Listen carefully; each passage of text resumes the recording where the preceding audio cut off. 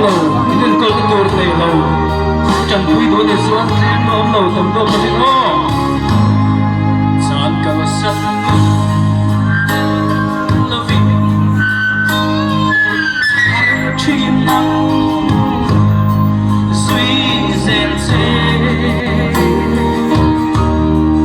em kim cơ sắt chung rê ly cơ duyên chê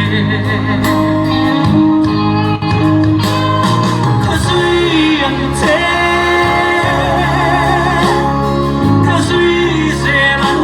chê ôm lần đi su cơ hoa nhà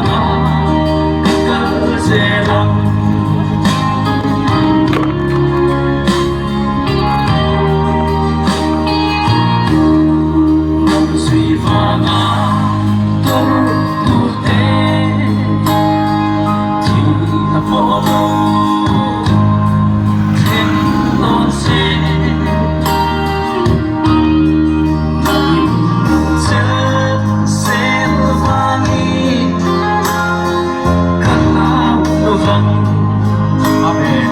Amen.